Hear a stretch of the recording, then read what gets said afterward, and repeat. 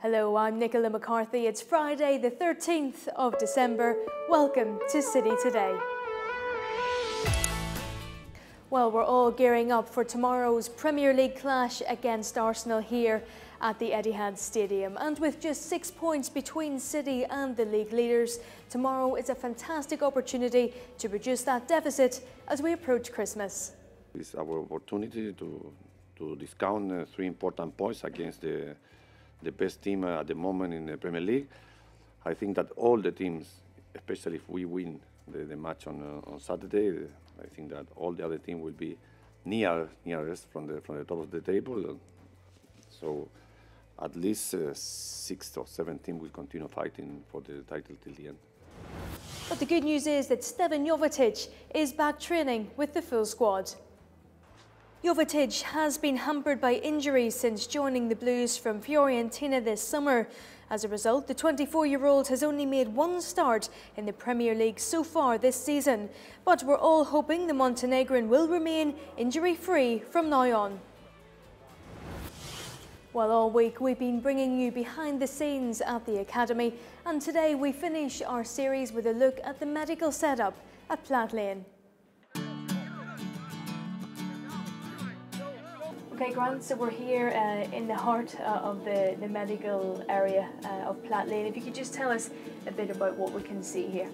What we have here is our information room where we gather facts on the players. We're almost trying to look at the DNA of a player from a physical aspect. So we have facts on what we call maturation, which is their predicted height, their predicted weight. What we're looking at things for is where they actually fit biologically. You may see a boy who is chronologically, so their age is 14, but biologically they may still be 12. They might still be 16. So it's important to know where they fit in that cycle according to their training. So all this information is kept here. So every player is profiled, and each age group has a profile where we've actually got things like what their ages are, where their biological age is, their weight, off-site for maturity, peak height, velocity, and different tests. And basically the green colours are the averages, the outliers are the sort of the yellows and the reds. So then for at a glance I know which ones to have a little look at in detail. We follow these through, these tests, and the physiological tests, which involve some running tests, some sprint tests, some jump tests, are done 3 times a year. So each player is profiled on that.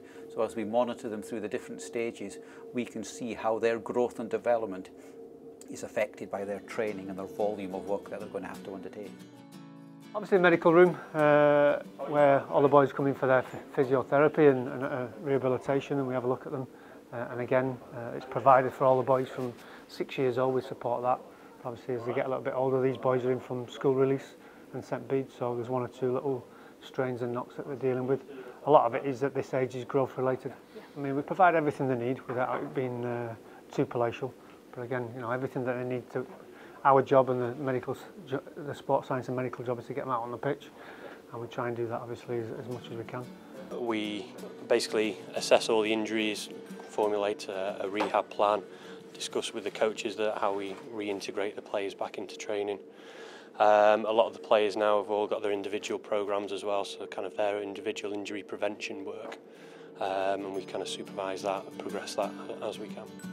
What the thing is with young players is they're not used to being injured, and one of the hardest things is to get them, we try and get them to understand that an injury is part of a journey in football, and so they have to accept that they're going to get injured, and it's what they do with that time will fundamentally affect them. I remember when I left a job previously working for another football club, I dealt with a 37-year-old player, and we worked out that during his career there was 2 years, if he adds it all up, he never played through injury, and that's quite normal. And they've almost got to get used to that. It's part of a process, and we have to make them mentally but physically tough. So they're going to get injured.